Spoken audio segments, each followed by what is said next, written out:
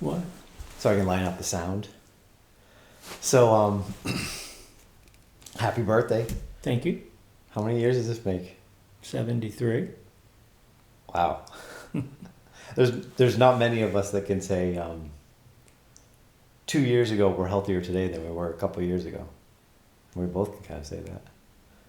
So most of these podcasts, I start off talking about exercise and fitness. But when kind of thinking about this, something stood out to me about you that I kind of want to start with is your competitiveness. And I was kind of thinking, I bet if you interviewed all your grandkids, nieces and nephews, their kids, they kind of think of Uncle George as this very competitive guy. He really wanted to win that card game, but you have a great balance on how you. It's fun. You're playing a little grandniece, and you're playing war or whatever game, and you really. I know you might be letting them win, but as far as anybody knows in that room, you really want that to be an ace so you can get the win, and you're excited about that. But a lot of people don't have that balance. They're so competitive, they lose themselves. It's about winning, and you almost use it as a way to disarm people and make it fun. And I'm wondering where your competitiveness started. Was it always that way? I'm assuming it started back with your brothers and sisters. And what are your thoughts? Trying to remember. Yes, my grandmother loved cards.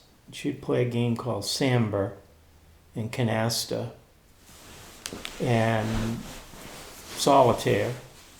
And Grammy always loved to win. She would laugh and but she was always gracious about it. And I think probably that just instilled me to want to win, but at the same time, I never cheated. I don't think I've ever cheated in my life in a card game or any game. Fair play. And I don't know where that came from, because fair play is just as important as winning. Right. What about with sports? And because I'm guessing you and Tracy and Always. Very competitive. what? So we'll go into fitness. So Very important. I was thinking back, my friends and their parents growing up. I was trying to think of anybody's parents that I knew that exercised regularly. And I'm sure there's some that did that I just wasn't aware of. But for the most part, I don't, not the way you and Mom did. I remember Grammy and Grampy, your parents, walking consistently. Grampy Pelletier, I remember playing tennis with him. I feel pretty blessed to grow up in an environment where that was something that we did. If you could kind of talk to me, I'm interested in some of your earliest memories too of sports and things that influenced you, and kind of the environment you grew up in, and then how that kind of progressed through your life. Well, my father would take Tracy, and this is probably my bias, because Tracy was older. It seemed like Dad worked with him more than with me. Mm-hmm. I would be there, but he would be catching for Tracy, teaching him to pitch, and I would be there. But eventually, by the time I was... What's the age difference between the two of you? 2. 2 years. 2 years, which to me was a big 2 years. But Tracy started weightlifting when he was probably 8. Oh, really? Yeah. And I met maybe a little older. He might have been 10.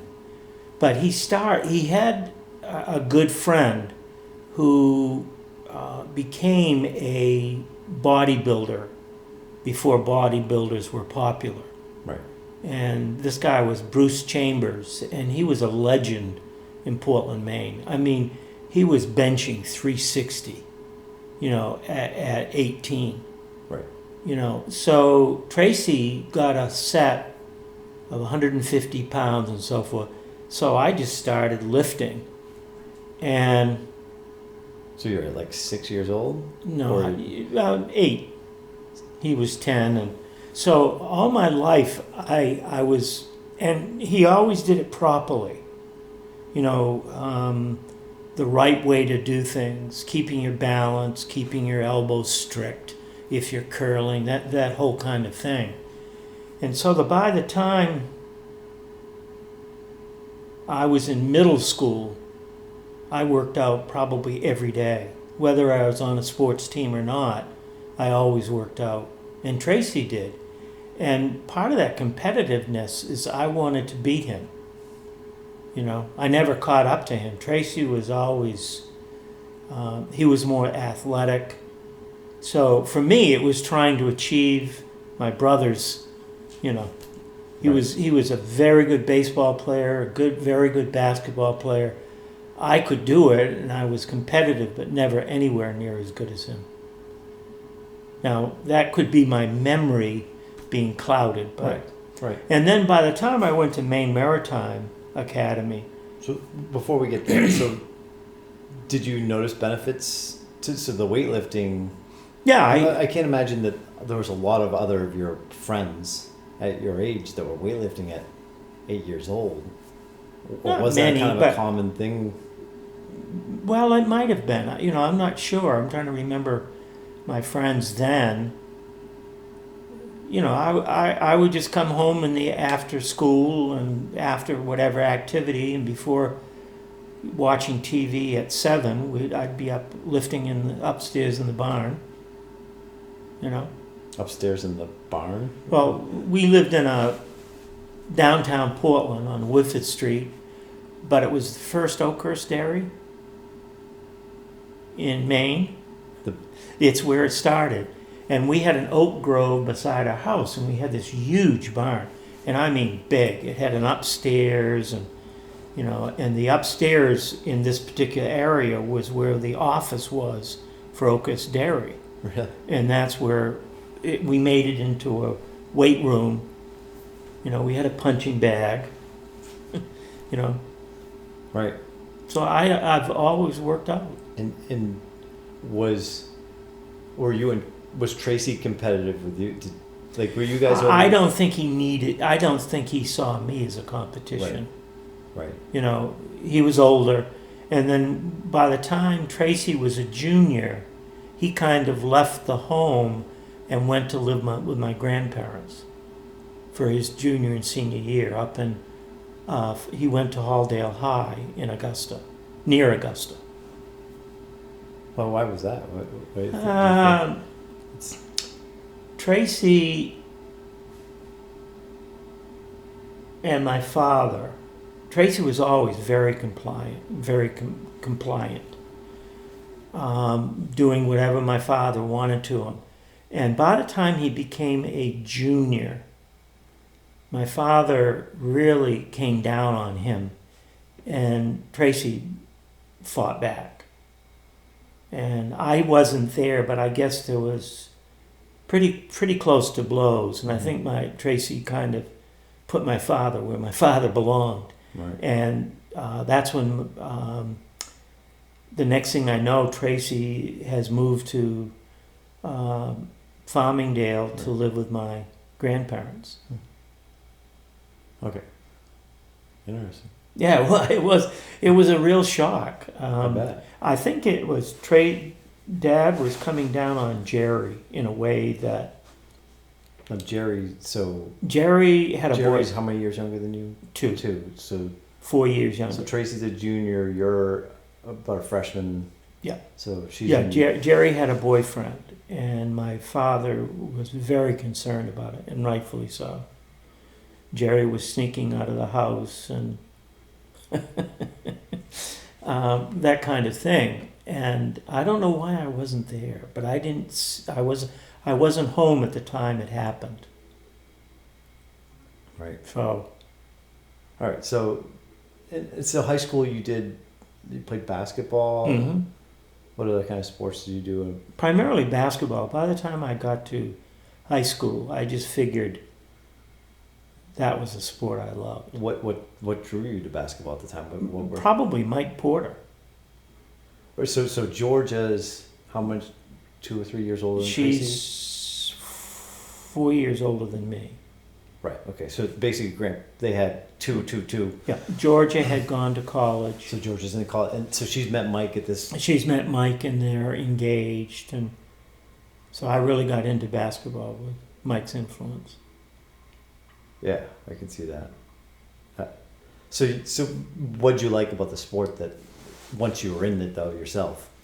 Well, I saw basketball as very challenging individually.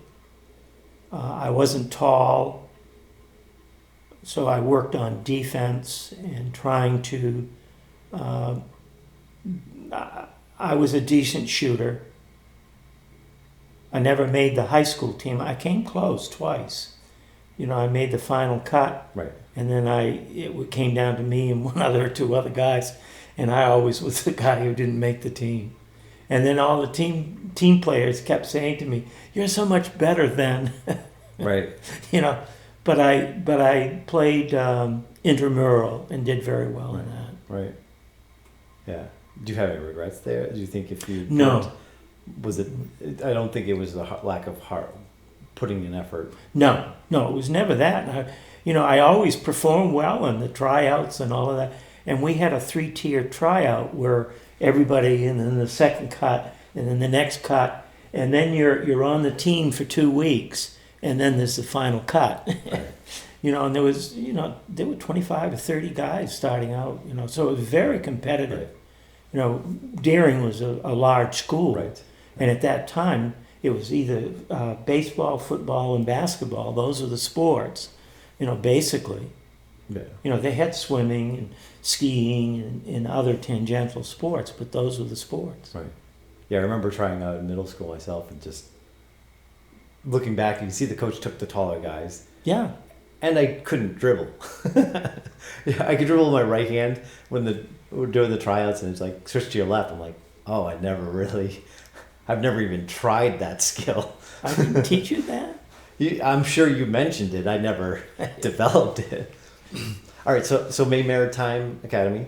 Yeah. The basketball team there was different. Because we did cruises every year, we'd be away for 2.5 months out of a season. So we had what was called a basketball club, and I was on that. We play different schools around Farmington, smaller schools. Right. And that was I loved basketball and I loved it. But at Maine Maritime Academy, I continue weightlifting. We had a great weightlifting gym. And so I just weightlifted, and I remember using the punching bag. Trying to think what else that's basically what I did every day. Right. And then, so timeline, you aim Duke's after Maine Maritime, right? Is it Right. pretty almost immediately after? Or? No, I worked insurance for 6 months, and your mother and I got married, and in 1971 when we graduated, it was a very, very tumultuous time because of the Vietnam War, and shipping basically the industry changed. All the American companies were going foreign flags. There was nothing available. I remember 3 of us, Pete Connors, myself, and Mark Nutter, Mark Alley, he had to change his name because of family dynamics, went down to Massachusetts where the Coast Guard is the licensing body for the Merchant Marine. Mhm. Now, what's unique is I had to have a commission in the Navy because all Maine Maritime Academy graduates had to have this commission. So I was a United States officer in the Navy. Right. And it made it kind of confusing. But we went down there and we were told by the commander of the facility that the only way we could get a job in 1971 is to put our name on a list and we might get hired as a wiper. Now, a wiper is the lowest level of a merchant marine person. That meant you wiped down the boilers as an engineer, and we had to pay $1,300 to get our name on the list. Now, what graduating, Right. So basically they were saying there's no jobs. So I remember, Ann, I was embarrassed about this because Ann got a job immediately as a dental hygienist. Right. It was making money, and I had nothing. So I applied to Groton, Connecticut for I can't remember what Groton, Connecticut is. It's a big facility. It's one of the biggest shipyards, and they build submarines. And I was flown down there, and I lost the job to a guy who had a master's degree in metallurgy. Came down to two of us, Right. but I didn't get it. Right. So I came home. Bethlehem Steel contacted me, and I was on a list, and I didn't get selected. They had an apprentice program. Even though I had a marine engineer's license, I didn't quite fit what Bethlehem Steel was looking for. But I almost got that job. I tried Bath Iron Works. They weren't hiring in 71. So I went maybe 4 months with nothing. And my father, at the church we were going to, talked to a gentleman who was the manager of Equitable Life. And I got a job with Equitable Life for 6 months.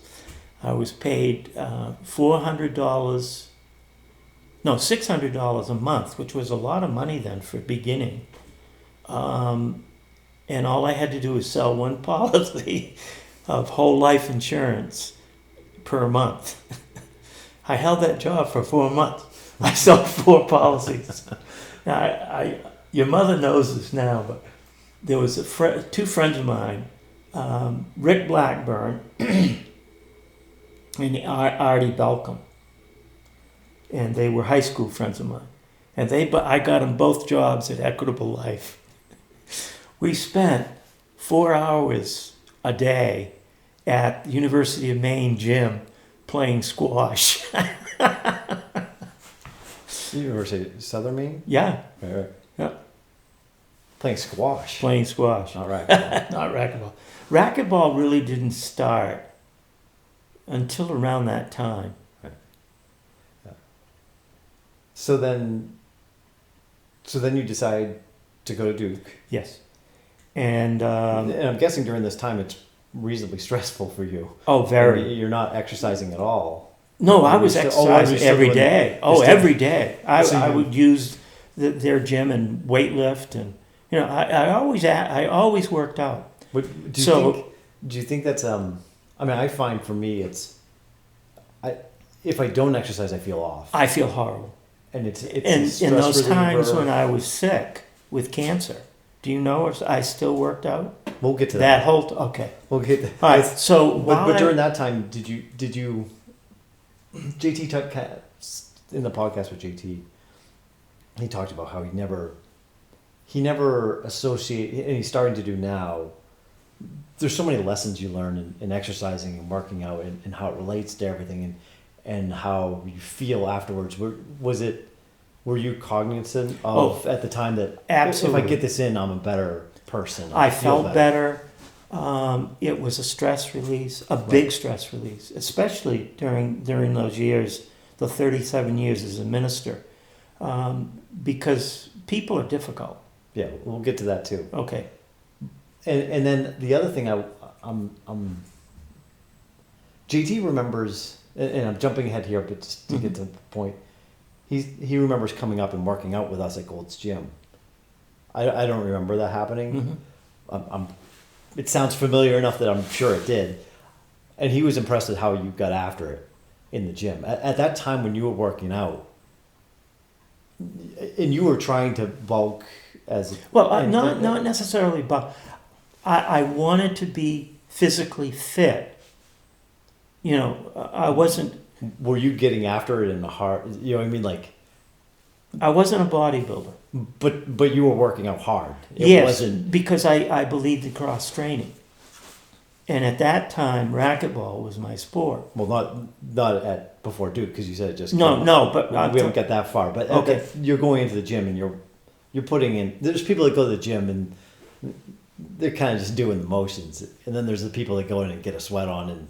and work push out. Yes, to improve. And so your mother and I packed our bags. It was end of July, August, so probably near August. What happened is I had to go to the University of Southern Maine and take full year psychology, sociology, a year of sociology, a year of philosophy, and there was one other: sociology, psychology, philosophy. Psychology, sociology. Well, there was another course in there, and I had to do it in 8 weeks, and I had to maintain a B average. Duke accepted me, but it said, we've never had someone who didn't have a traditional training to go into the ministry. right.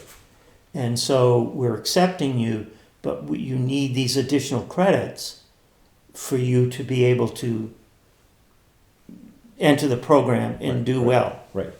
And I did. So I spent literally 8 weeks not seeing Ann. And I did it at the University of Maine in Southern Maine. And I did. And we packed up everything, put it in a U-Haul truck, even put our Volkswagen into the back of the U-Haul. We got a big enough U-Haul that we could put it in. We went to a garage, they raised it up, and we drove it. And we literally had just enough money for the trip. No work, no job. We had an apartment to go to. In fact, we moved into that apartment.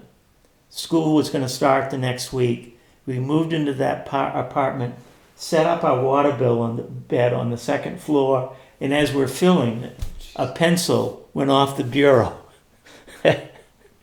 And the manager the next day came up to check to make sure everything. I'm sure they dealt with students a lot. Right. You know, it was this big complex, brand new building. And he took one look. He says, "You can't have a waterbed in here." And we said, "Wait a minute, your mother. Where does it say this in the contract that we signed?" Well, the long and the short is they got an apartment at another complex on the ground floor, and they gave us our money back. And he showed us that they rewrote the contract saying no waterbeds. So we moved twice in that week. And then I started school at Duke. Now at Duke, basketball was still my primary sport. And Duke Divinity School had a basketball team that would play the lawyers and the doctors, right, and the engineers and the business, and I was on that team. We had a great team. I mean, it was really a good team. We were always very competitive, but we always lost to the lawyers. You know, and just a sideline, and one day I was playing basketball, and it was the first fall that I was there. Duke was not it was a good school, but North Carolina State with the big teams. Duke had a coach called Bucky Waters, and he was okay, but they didn't do well until Mike came, and that was after I graduated. But I'm playing basketball, and I go to get a drink of water, and one of the guys I was playing with came up to me and said, "You can't drink in that sink." And I said, "What do you mean?" He says, "That's for the black people." He didn't use that word. Right. And that was my first encounter with prejudice. Right. You know, I had never seen it before. I grew up in a home that every human being was accepted as a human being. Yeah, it's different when you're in the South. Very. At that time. But at that time, different level too. Very, very different. So that was eye-opener. But I played basketball, at least 2 hours a day. Still working out. 5 weeks, 5 days a week, and still working out. JD and I in college would work out. We do our workout and then go play basketball together. And we must look like the worst basketball player because you can't lift your arms because you just benched. Yeah. You know, I would always weightlift after. Right. Because of that. Yeah, you can't get that. There's stretch. no touch, nothing. But our one-on-one games were hilarious because it'd be to like 3 because we couldn't. Now, one of the things that's very interesting to me is we were always told if you weightlift, you're going to hurt your basketball. Right. And how wrong that was. Yeah, in fact, it's the other way around. Right. I mean, you don't do anything without lifting. Right. You look at, like right now, Jason Tatum. There's pictures online of him looking bigger. And as a Celtics fan, I'm excited. A little extra weight now. He absolutely. Those layups will. Yeah, but back then, you were told if you weightlifted, the only thing that basketball players were allowed to do was run. And I would say stretching and yes, and the specific weight types of lifting exercises are, bench press probably isn't helping you in basketball, but it's not hurting it. In other words, Tracy, ahead of his time, would read a lot about weightlifting, and he would balance. Have you ever heard of isometrics? Yeah, of course. So we would do isometrics. Yeah. And we would do that for long periods of time. So we were learning. Get a little cramp. Yeah, move around all you. We were learning, or we were doing a balanced weightlifting. Right. We were. Gee, I wonder how. I mean, that really is amazing that we did that as young kids. Right. Always. And so at some point, when do racket sports start happening? Your mother, we were in East Boothbay, and I was still working out and doing my thing. So you're jumping ahead. Okay, this is a few years after graduating. So I know what Duke ping pong at some point becomes a thing. Ping pong. Ping pong was major. Before that, did you play tennis or? Never tennis. No. Ping pong. We always had a table. My mother would tell this story about her brother, Joe, who was an international ping pong player in the Navy. And her uncle, there were 2 of them, they were in the Navy, and they had done very well in ping pong. And so my mother was a good ping pong player, and so we always had a ping pong table. Really? Always. In that big house on Whifford Street, we had a ping pong table down in the basement, and we would go at it. You and Tracy? Tracy, my mother, the neighborhood kids. Jerry? Oh yeah. Really? Jerry wasn't, I don't remember Jerry being that good, but yes, Jerry. The home we lived in was the home where, out in the basketball court up at the top of with the barn, entry into the barn, we had a basketball. We'd have 15, 20 kids there playing basketball. It was a neighborhood hangout. We'd have At night, most people would play games like hide and seek or something. We would play with acorns in the fall, and if you hit someone with an acorn, we were stupid. Ask Jerry about that. Oh, we would. So at Duke, ping pong became A a borderline obsession. It sounds well, like. in the divinity school, we had a community room, a large one. And we set up, there was a ping pong table and a pool table. So I divided between playing pool and ping pong. Now, I'm talking maybe an hour, Right. a day, But there was a Japanese gentleman, Chung, who was a mathematics major for PhD. And his mother trained the Chinese Olympics team. Now, this guy was good. And I was a decent ping pong player. There were very few at the divinity school that could beat me on a regular basis. Chung would put a paddle on one end of the table, let's say where I am. He'd put a paddle on this corner and a paddle on that corner. And the only way he could beat me is if he hit the paddle. Now I'm talking, he's 20 feet away from the table. He's right up like you. Right. And I might get 3 points. It's interesting. Racket sports is one of those. If I go out and shoot basketball, I kind of have an idea of where I am in the food chain of basketball. And you'll get people to say, "Oh, I'm a really good tennis player," and I'll go out and play them, and it's like they're not even close to my level, and I'm aware of how far behind I am from an elite. Ping pong's another one of those where Absolutely. Pools, a sport like that where there just isn't this. They don't know where they really fit in the food chain. I'm guessing you're thinking you're a pretty good ping pong player, then you meet this guy, And then you meet this like, guy. It was night and day. The closest I ever got to him playing, I think I got 5 points off him once. Right. Yeah, and we'll get to this in a bit, but I learned that pretty quickly in racquetball playing with you one time. But so after Duke, now you're into your career. Yes. And now where is exercise? You're keeping exercise going, obviously. Right.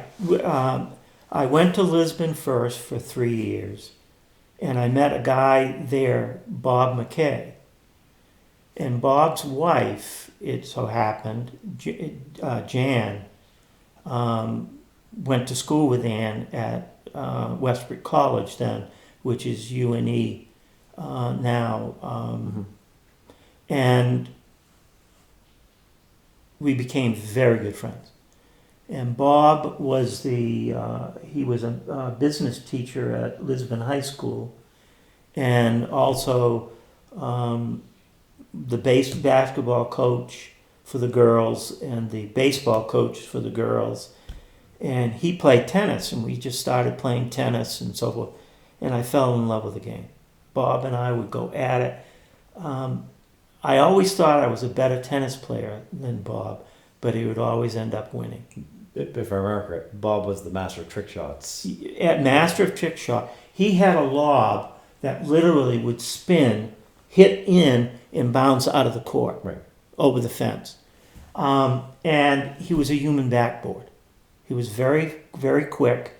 He was only 6'1", but had 6 feet, but had very long arms. And he just would run down everything. And I've always, in trying to teach my daughters tennis, I almost wish I'd taught them ping pong first. Yes. I think in my head I was thinking the weight of a tennis ball, and in tennis you don't use your wrist, but that touch for them to develop a drop shot. And that's why that's why the game has changed. Tennis players, when they're young, have a little short racket, almost the size of a ping pong paddle. Right. Obviously it's bigger, but because of that very reason. Right. And yeah, ping pong was probably the basis of why I was very good at racket sports. Right. Right. And I learned ping pong when I was 6. I mean, we always had a table. Because a ping pong ball is so light, you have to develop that kind of feel of the The ball, touch. when it's hitting your paddle, and what to do with it, And the control, everything. I agree. and the feel just works for everything. And pickleball, I'm guessing, probably would be a similar Yeah. trajectory, even though the ball in ping pong, you get the ball to do so much movement. Yes. And it's such an extreme level. Oh, extreme. Right. And it also is a mental game, because in racket sports, if someone's beating you, you don't keep doing what you're doing. Right. You have to say, okay, this isn't working. What can I now do? Right. You know, to correct, to get it back so I'm in control of the point. What a great analogy for life too in general. You know what I mean? Like Absolutely. and that's JT and I talked about this, the analogies to life that you learn through sport, which I feel for kids that don't grow up in kind of In an environment. Right. Yeah. So I'm at East Boothbay. So that's 1980, 79, 70, 78. I went to East Boothbay. Mhm. And I remember one day, Mom came home from the Y. I was going to the Y and weightlifting and stuff like that. And she said, I learned a new sport, racquetball. Would you play with me? And I said, okay, I'll try. And your mother was a very good racquetball player, Right. for meaning at that time. And we played one day, and I fell in love with it. did Mom grow up playing? So Grampy played a little Yeah, bit. your Like, mother did knew how to she- play tennis. Yes, your mother was very athletic, Right. Yeah. but not. Her big thing was swimming, Right. and she did very well in high school swimming. I remember one day I saw this box that she had, and she showed me, and she had gold medals and medals from AAU swimming, Right. and Right. you know. So Yeah. Okay. So yeah, she's- I got to tell you this. Go ahead. Competitive. We're at the, I don't know why, in Waterville at Colby College's swimming pool. It's an Olympic-sized swimming pool. And we're going, I says, let's race. Did I ever tell you this? Yeah, but tell it again. We dove in, and I'm swimming as fast as I can. I get to the end of the pool, and I get out, and I can't find your mother. And I'm getting sick. So I go into the excuse me, into the restroom and throw up. Came back and says, "Where were you?" She said, I swam down the pool. Didn't know where you were. I saw you swimming, so I swam back, and then so I think she won. Yeah. But So she shows you racquetball. she showed me racquetball, and I just loved it. What about racquetball? Again, it's a racket sport, and I had played squash and liked squash.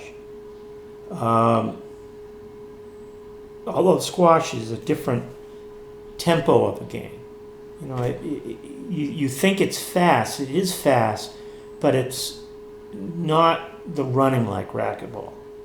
It's the stroke is longer, the stroke, and the ball moves slower. Where racquetball is a very quick game, and I just started, and it really fed my competitive juices. Within a year, I was playing the top players in Boothbay, Jay Krause and Lewis. What was his name? Roy Lewis. You know, I mean, I really became competitive at East Boothbay. And there was then a teacher at Southport, Terry McFeetris, who we were both very similar size. In fact, sometimes people would mistake one of us for the other. Mm-hmm. I mean, and Terry and I really became good friends and really played. We tried to play these 3 times a week, and we wouldn't stop. I mean, we'd be sweating, you know, just I mean, it really got my competitive juices going. I loved racquetball. I was the angles of that sport. For me, like everything I knew about tennis was opposite. Where the ball was coming from, but the placement that you could hit it just easy and put it in a spot where I didn't know what to do with the ball. Oh, absolutely. It was amazing that the tiers of that. And, Yeah. I think that when you and I played a match and you told me I wouldn't win a point, I think you might have even let me win a point towards the end. Because I didn't even realize scoring wise I had to win a point and then another point on a serve to actually get a point. So it was a different. I realized what tier I belonged on at that point pretty quickly. You would have been a very good racquetball player. Right. It just takes the The learning, dedication, the strategy, the practice. You know, one of the things about racquetball that I liked is I'm a closet introvert, and I would go into that gym, into that racquetball court, and be there an hour, and I would stand on one, let's say the backhand side of the wall down, and I'd hit a shot. And my goal was to stay there at least 5 minutes, not missing, just hitting again and again. Repetitive motion. Was that the first sport? Maybe that's basketball that you were obsessive about. You know, Even more than basketball. Right. You know, I remember I was in maybe between my sophomore and junior year, I wanted to be a ref. And you had to take a course at the Y and to ref basketball games. And I would study the manual on the rules, right. you know, night after night to really because you have to be quick with the rules. And I became a ref at the Y. Now I do remember in one of my first kind of, I'm thinking sports memories, in Booth Bay, Rotary basketball. And I think it might be the first sporting event that I remember going to. And I believe Mom was taking me, and we just, somehow I knew Dad was playing, and I remember seeing the court, and there's people, and I seem to remember you taking a deep shot, like a corner three. I don't know whether it went in or not, but that kind of memory sticks in my head that, Yeah, I remember. you know, looking up at Dad, like, wow, Dad's playing this, and it seemed like a pretty big deal. Obviously, my little mind. Yeah, we didn't played know. the high school senior team. Oh, did you really? The Rotary. Rotary men played the Yeah. high school. I'm guessing you were Varsity. playing a lot of basketball at this time. It was just kind of. Oh, I was still Oh, playing. were you? Yeah. But eventually it became all, because I'd still play basketball. I always, like Mike, your uncle, I always kept a basketball in the car. Right. And so if I was somewhere, a meeting or something, and afterwards I could just go out and shoot around. It was a distressor for me. Right. You know, And I've, something about, especially playing in a game, there's, it's a physical sport. There's a certain amount of kind of you're pushing and elbowing and just getting in there, and then there's also just shooting around, which there's so many different levels that, and the little bit of strategy that happens in basketball. and love. you're developing a skill, Right. which is rewarding. Right. But also you're using your body the way it's intended to be used. You Yeah. know? And you can just lose yourself in foul shots. You can just I would do Well- foul shots for 20, 30 minutes, just standing there. And I got to the point where in most courts, if the rim was correct, you can shoot it so it spins, comes back to you, and you Right, just keep right. shooting. yeah. You know, I love doing that. At the University of Maine, to get into a game would open up, shooting foul shots, first 5 guys that make their foul shots get on the team. So I was like, I gotta get good at foul shots. Yes. But then it ended up becoming an obsession. Like, if my shot doesn't feel right, I can go to the foul line, take 2 or 3 shots. And find it. And it's amazing how you can just lose yourself and go back to that. Okay, my 3 bounces, relax the knees, you know, whatever your And rhythm. the endorphins of there were, I remember one particular game at Maine Maritime Academy. And I literally knew anything I shot, it was going in. I didn't miss. Right. I mean, you just feel it. Now that very seldom happens, but Right. when you get it, that becomes the goal. And I always will remember that. I mean, I literally could not miss. I might have made 15 points, 5 baskets, but in a quarter. But I mean, I knew if I got the ball and I was fed, I'd make it. I remember remembering Mike Porter, him telling me at one point he'll go to a court and he'll watch guys shooting around. And he said people like to take the shot that they want to take. It's not really the best shot. He's like, and then I get in the game and I let them have that shot because that's usually not a good shot. They can have that shot all day long. And that was one of those early kind of thinking about the mental aspect of the game. And not just basketball, like applying to everything. Like it kind of opened the world. And it's probably about the same time where my friends were getting taller than I was. And I had to still stay competitive, I had to start getting better at the mental aspect of the game. So then we moved to Old Town. Mm-hmm. And I mean, you must have felt like you were in heaven finding the racquetball club. Yes. And the university courts. Yes, both. So I mean, you had both. racquetball everywhere. Dave Ames was the director of intramurals at, and he also came to the Old Town Church. So I would go to the university and play Dave, and then I would go to Gold's Gym. Which wasn't Gold's at the time. It was it was called the Racquetball Club. Right. One of the unique things about that Racquetball Club, the 11 courts were great.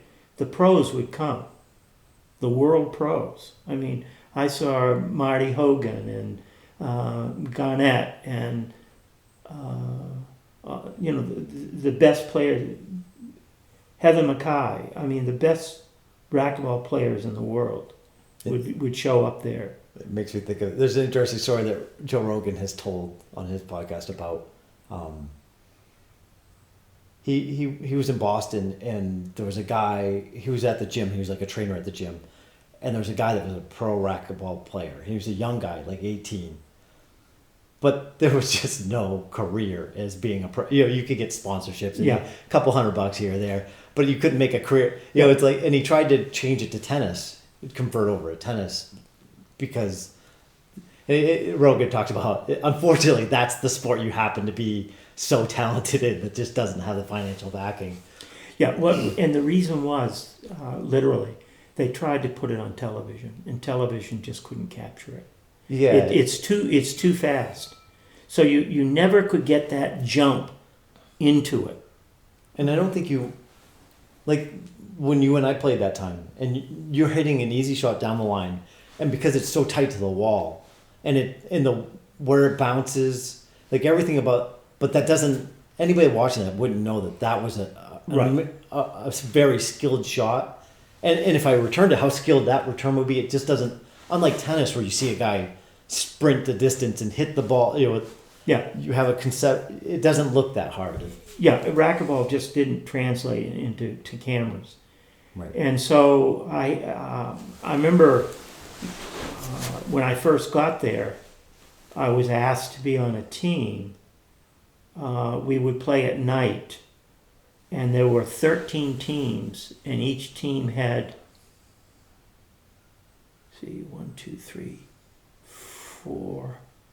5 players. And you had to start out, I was a fifth player. And within a month, I was the number 1 player. Because it was like a ladder within your team. Right. And so I was the number 1 player. And I stayed as a number 1 player for years, I think probably 10, 15 years. And then over that time, racquetball started waning. You didn't have as many players and you couldn't keep the teams. And so I very quickly because of my work ethic of working out, practicing, still cross training, weightlifting, and playing the better players, I got up to be one of the better players. Not the best. Right. You know, in fact, the best one broke my nose.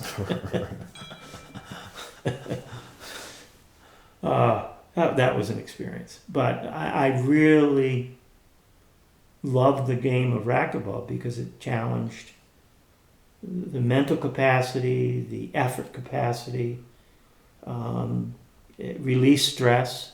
That's So yeah. And you kept that going. for years. Yeah. And then so let's talk about the cancer. So you kept working out during cancer. So I listened to, we had a speaker, former NFL player at work, and he talked about how he worked out all the way through cancer and he felt that actually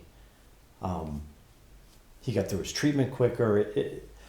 And even before that, which I think COVID has kind of brought this up, I think a lot, is just if you're healthier going in to getting anything, and life throws a curve at you, if your body's prepped in a good place, you're gonna have a better chance coming out the other side.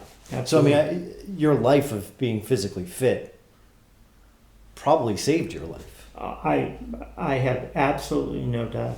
Right. Both physically, and I think it goes hand in hand mentally. Right. You know, I if I sat and did nothing, I knew I'd die. Right. And that first go around in, when was it? 2008, I think.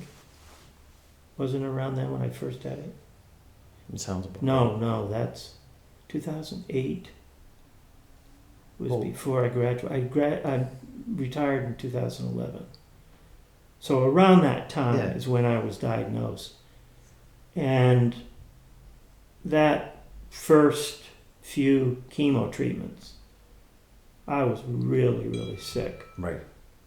But by going to the gym, I was telling myself, I'm going to get through this. You know, and even though I lost a lot of strength and a lot of weight, I was still keeping my body functioning. Right. The hardest part was not wanting to eat. That was difficult because I had no strength and no energy. Right. But I just forced myself, and I did all through that. I always worked out. I can't even imagine. So, Still played racquetball. right. There's, and I hadn't thought about this, but so my favorite workouts are the ones where I wake up in the morning, I'm like, I don't want it. Like, I don't want to do it today. And I go and do it. It's like, and I really feel like I achieved something. Was that happening during the camp? Absolutely. Like I just forced myself. but did you let afterwards? Was it like, or you were just so miserable? No, yes. I did feel better afterwards. I felt more alive, you know.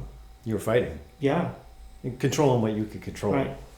And, you know, and what was difficult is I had several things going on. I had the sarcoidosis, which is that lung disorder that, I mean, I guess it just because I had fluid in my lungs, it was harder to breathe. And so the more I worked out, the more my body got stressed. But I knew I had to do it to keep going. And then I'm dealing with the cancer. But I just knew I had to do that. That's probably why I'm still here. Right. Absolutely.